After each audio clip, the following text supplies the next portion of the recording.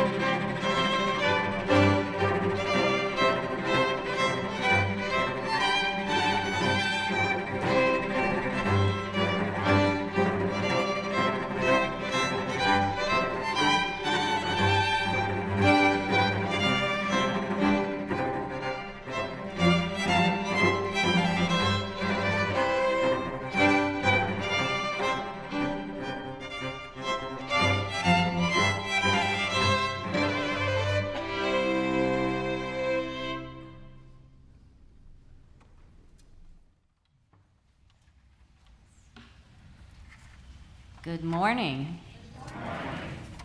My name is Teresa Height Murray, and my pronouns are she and her.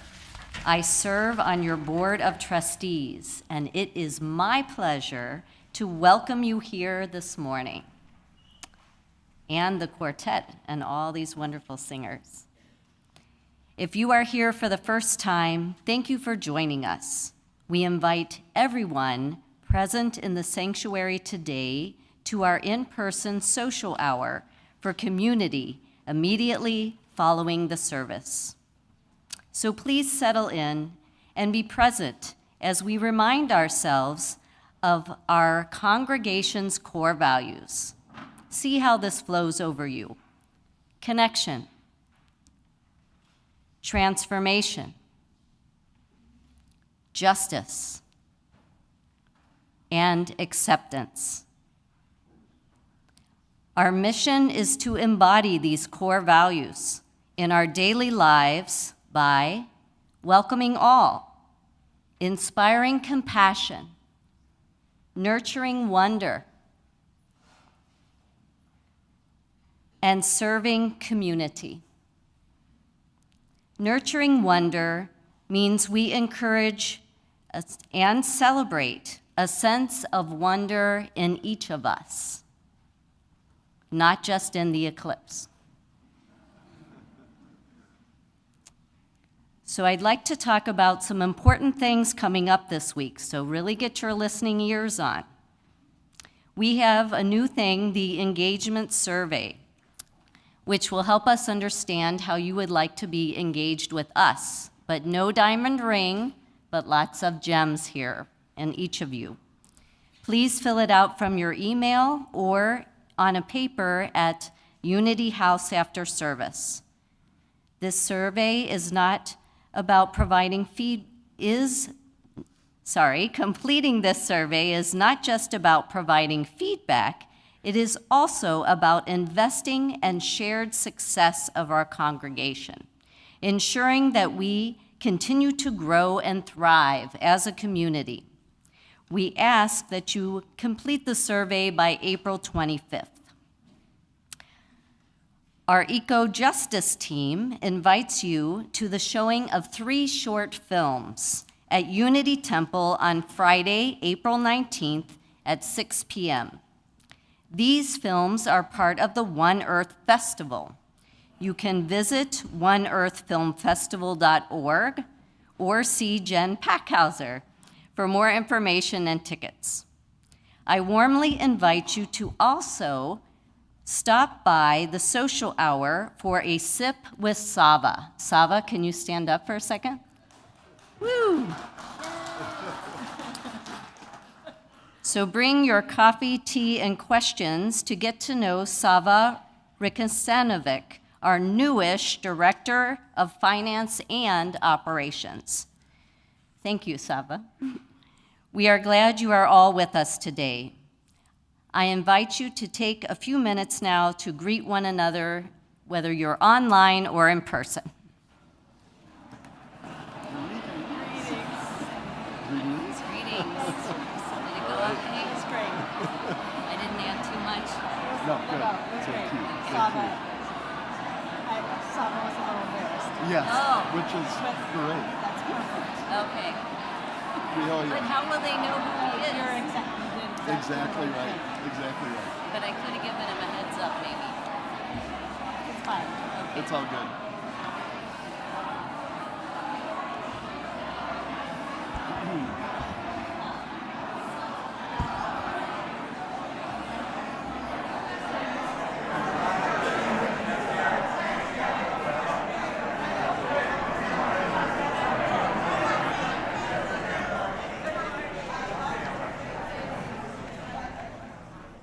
I'm Reverend Emily Gage. My pronouns are she and her.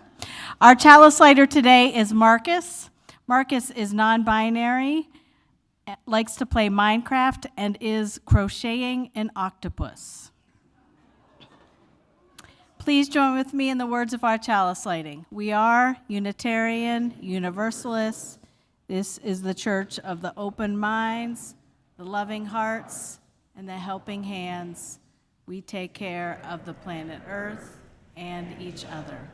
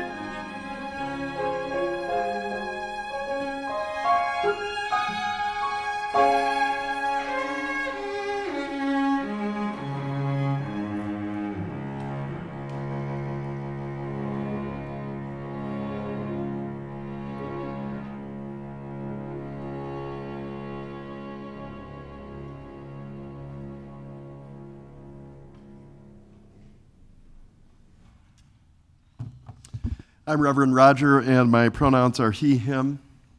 Starting next Sunday, one of our members of the worship associate team will share a brief story or experience from their own journey as a way to introduce us to the service's theme. This will happen in lieu of the usual opening words, quotes that one of the ministers has typically shared. Our worship associate team has 8 people, 8 adults and youth members of Unity Temple.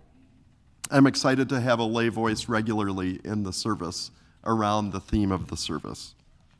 To give a preview how this will work, I'm going to this morning share a story from my own journey related to our topic today of sacred place. When I was 8 years old, my family visited the Hoh Rainforest, which is in Olympic National Park in Washington State. We went on a ranger-guided walk through that temperate rainforest.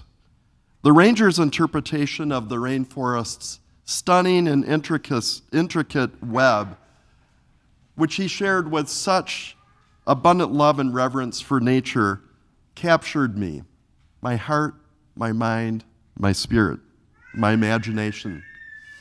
The experience was so powerful that 50 years plus later, I still remember that ranger's name, David Edsel.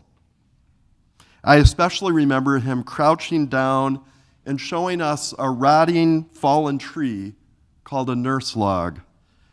The abundant moisture of the rainforest speeds up the decay process, he explained, and he pointed out how seedlings were growing out of that rotting tree trunk.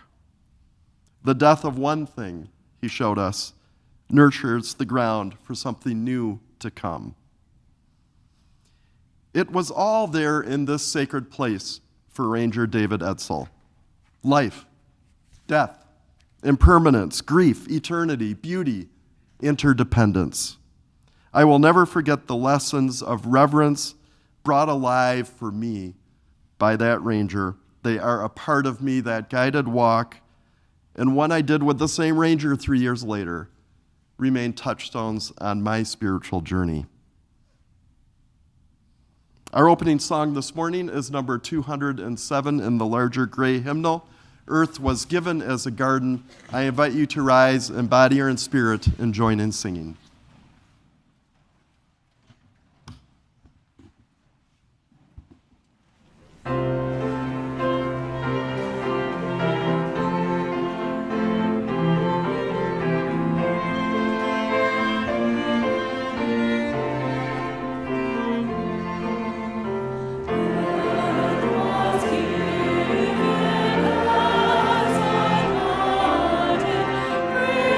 Freedom for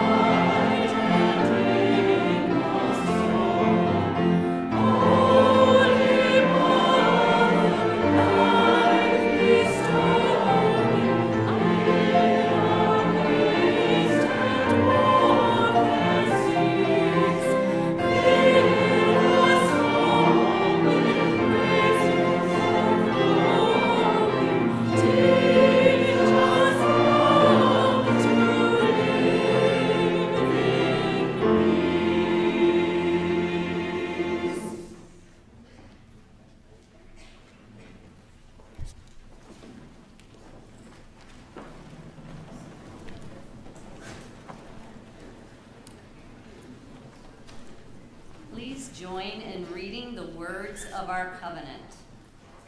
Love is the doctrine of this congregation. The quest of truth is its sacrament, and service is its prayer. To dwell together in peace, to seek knowledge in freedom, to serve humanity in fellowship, to the end that all souls shall grow into harmony with the divine. Thus do we covenant with each other and with God.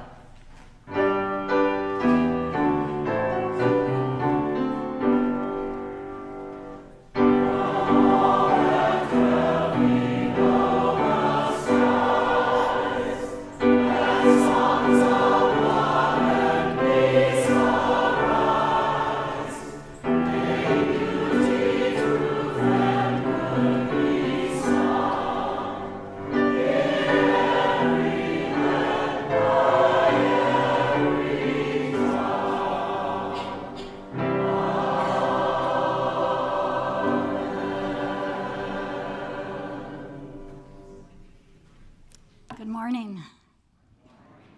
How cool to see our sanctuary so full and all of these voices and musicians here with us. My name is Tristan Hansen. My pronouns are she and her, and I serve on your spiritual care team.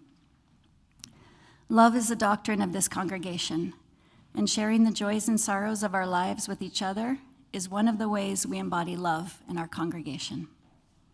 Those attending in person may share your joys and sorrows in the binder outside the doors to the sanctuary, and you may also email your joys and sorrows to us at spiritualcare@unitytemple.org. If you would like to talk with someone about what is on your heart, please feel free to please feel welcome to contact the spiritual care team. We are here to listen and sit with you in times of both joy and sorrow. We have many joys that were shared this week. Firstly, I'd like to share that Kathy Clark had a successful hip replacement surgery this past Thursday. And yeah, it's a big one. She is recuperating at home, and she so appreciates all the support, good thoughts, and help from her Unity Temple family. Let's keep her in our hearts and our prayers. David, Jeff just told me how this was pronounced. Kaneko, thank you, is celebrating all of the sacred places in our lives and people. Terry Powell offers gratitude for the mindfulness poetry workshop with Terry Cahill. Linda Mosley offers healing thoughts and love to all of those suffering from memory-related illness. And we have the joy of an entire century, which is that Doug Cole's great-aunt Jenna McKee, celebrated her 100th birthday last weekend. Yeah, I know. And Doug shares his joy at getting to be with all of his relatives to celebrate together. Mary Matet shares that her mom is on the mend, and she thanks you for your thoughts and well wishes. They made a difference. We know that all of us are holding our own joys and sorrows, spoken and unspoken. We invite anyone who has a joy or a sorrow to come forward to drop a stone in the bowl of water at one of the 4 stations we have around the room. And our front station is right over here. Because there's a lot of people down here, I'm kind of thinking maybe if everyone started from that side and then exited one direction, that might help. We invite you to engage in the spiritual practice of silence as we do this shared ritual. After the prayer, we will sing Spirit of Life once as a benediction. Let's begin.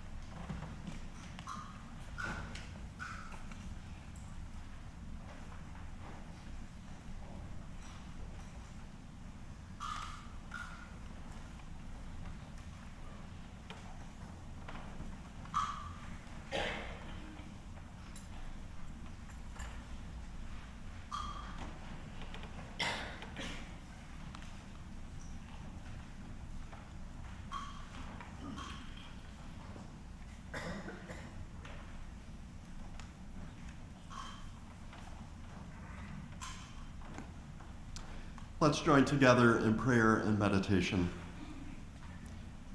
Spirit of life and love that binds us all and all things together on this beautiful planet, help us be present to the joys and woes of our neighbors near and far, human and non-human. Help us hold in our hearts this morning all who are struggling with illness, grief, addiction, war, oppression, poverty, loss of habitat, and all the other forms of suffering. We continue to hold in our hearts this morning the people of Palestine and Israel and Lebanon and Iran, and pray that there may be a path found toward peace and justice. During this month of autism awareness, we also recognize and hold everyone who has autism or a loved one with autism. May understanding and inclusion and love guide all of us. And finally, may we keep our hearts and minds open to the beauty of our planet and the abundant lessons that it provides us and the need for care. In words of prayer from the Ute native people of North America, Earth, teach us courage as the tree which stands alone. Earth, teach us freedom as the eagle which soars in the sky. Earth, teach us to remember kindness as dry fields weep with rain. Amen.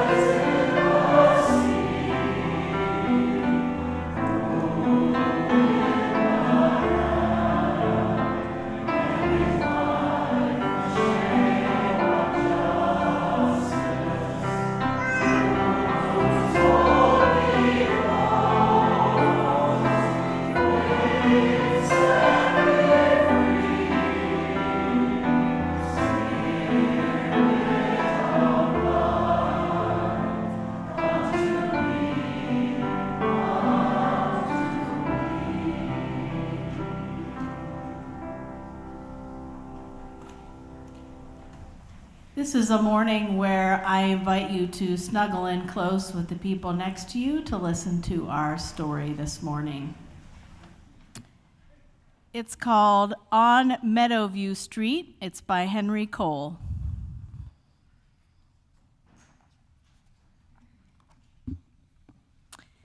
It was a big day. Caroline and her family were moving into their new house on Meadowview Street. After things were unpacked, Caroline's dad decided the grass was too tall and got busy mowing the lawn.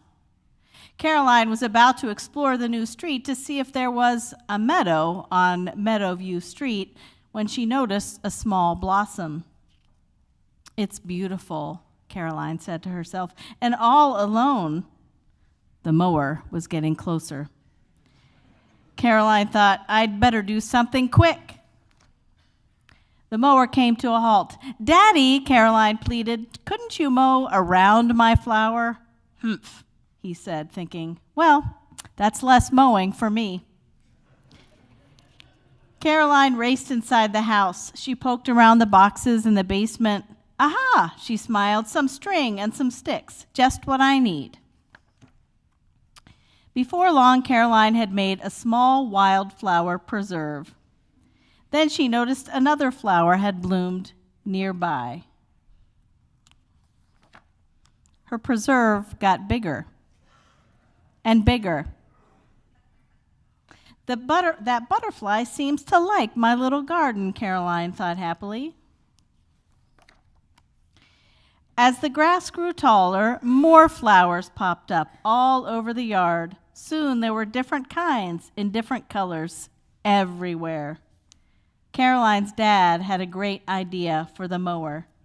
For sale. One day, Caroline sat in her preserve in the heat of the sun. "My garden needs a shady spot," she said to her parents.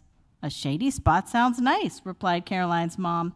Soon a tree made a delivery. Caroline's mom took pictures. "Welcome to your new home," said Caroline to the maple tree.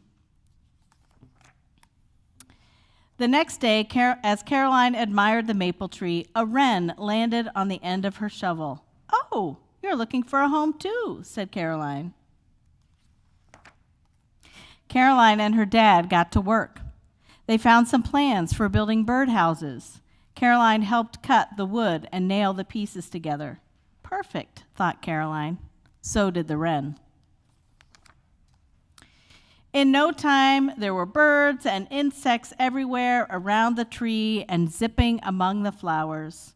Soon the wren house was full of twigs for a nest. Caroline wanted one more thing. "We need a place where everyone can get a drink of water," she said. The next day, she and her dad began building a pond. They dug a large, shallow hole and lined it with a heavy plastic sheet. Caroline added plants that liked living in water. She lugged large rocks to the edge, making ledges and little caverns for creatures to live in. The more Caroline and her family worked on their yard, the more it changed. It was now a home to many things. And soon, the Jacksons' yard changed, and the Smiths, and the Sotos. Then there really was a meadow on Meadowview Street. Look at all these things that were living there. Black-eyed Susan, mud turtles, bees, hummingbirds, meadow moles. And a home for everyone. And there's the neighborhood with lots of meadows. The end. We're going to send our young people out to Unity House, and I invite you to come all the way down the back stairs or all the way down the front stairs here.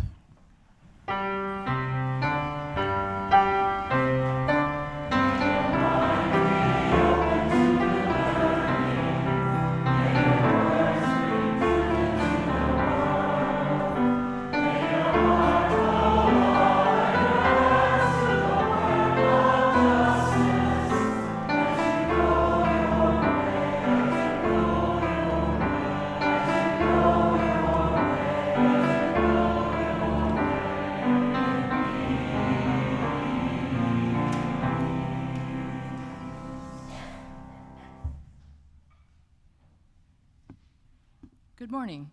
I'm Jen Packheiser from your Eco Justice team. Each week, Unity Temple splits the offering evenly. One half supports the programs and mission of our congregation. This week, the other half benefits Beyond Hunger, whose mission is harnessing the power of communities to end hunger. One way this happens is through food rescue teams, volunteers who work with area stores to pick up food that would otherwise be thrown out. Unity Temple's team works on Fridays with Trader Joe's, helping to save tons of food from landfills. There are many ways to help Beyond Hunger, by donating money, organizing a food drive, or growing a row of vegetables in your garden this growing season. The Eco Justice team will be using the raised beds in front of Gale House, right behind Unity Temple, to grow food for our neighbors. If you're interested in helping with that project or learning about other opportunities, please visit our listening tree in the lobby or email the Eco Justice team. Today we collect funds for this mission. May what you give bring you joy.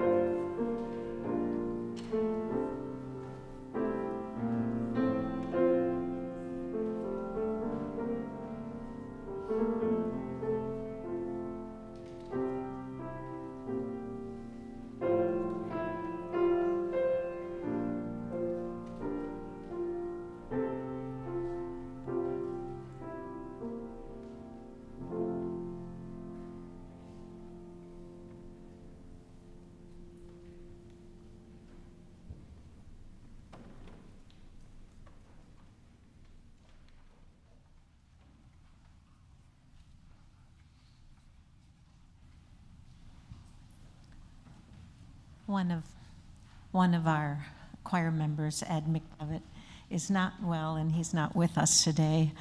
He'll be fine. We miss you, Ed. I know you're watching, but I'm going to do the reading that Ed was going to do. But aside from that reading, I just can't tell you how much joy it brings me to hear all of you singing those hymns and the Spirit of Life. We have a singing place here, and visitors, you're chiming in too. Thank you. This morning's work is titled Sacred Place, an Ecological Service. I wanted to highlight that for you.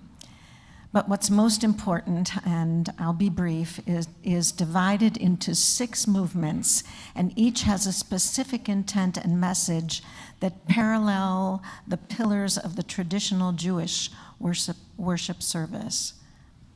The Amida, the second movement, means to stand, and uses the text of John Muir's letter to Teddy Roosevelt, in which he pleads with him to stand steadfast in preserving Yosemite National Park. The Mishaberach, a prayer for the sick and a prayer for healing, is the only part of this work that includes a translated Hebrew prayer. It invites us to pray for healing of our natural and sacred treasures. Finally, the Kaddish, a prayer for the dead, or the mourner's prayer as it's often called, uses poet Rabindranath Tagore's words, which associate the sunset with the sacred act of remembering those who have died and gone before us. For those of us performing this piece, and I hope for all of you, it's not just about the enjoyment of music and making music. It's the unifying of the power of this piece. As we fill this beautiful space with music, we're not just performing a composition entitled Sacred Place. We're inviting you to enter a sacred place here, but also within yourselves, silently resonating with those around you.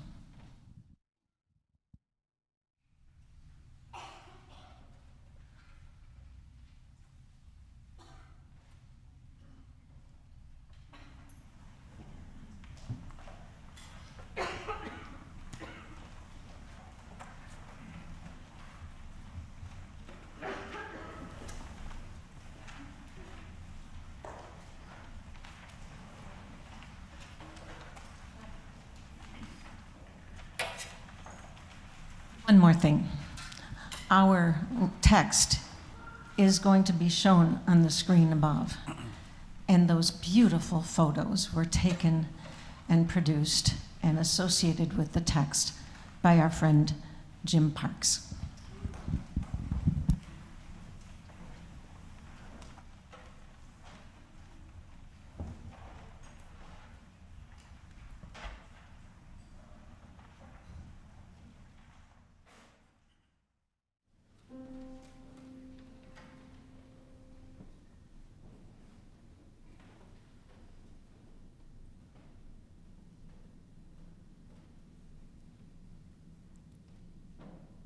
In the dusk of the river, the wind gone, the leaves grow still, the beautiful poise of lightness, the heavy world pushing toward it,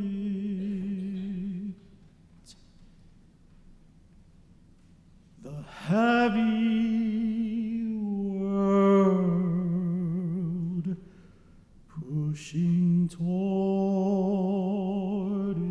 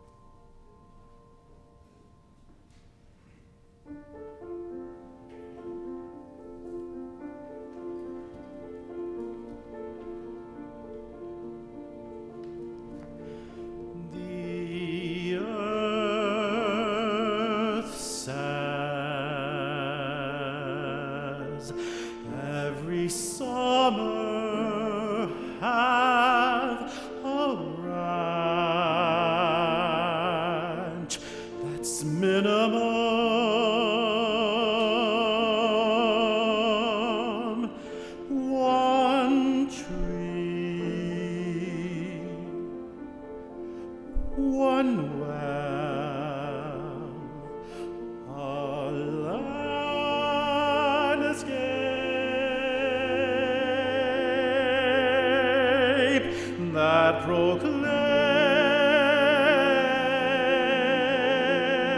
times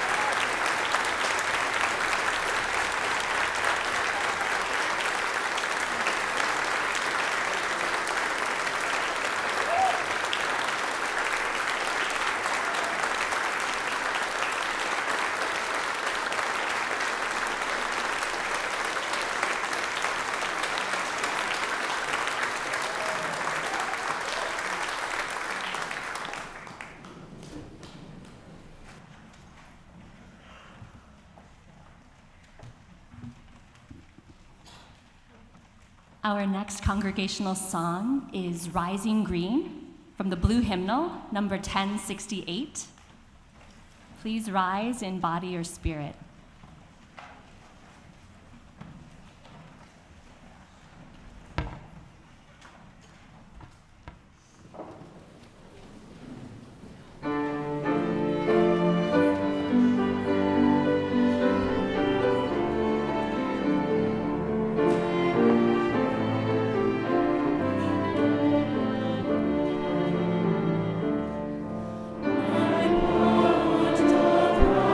Rising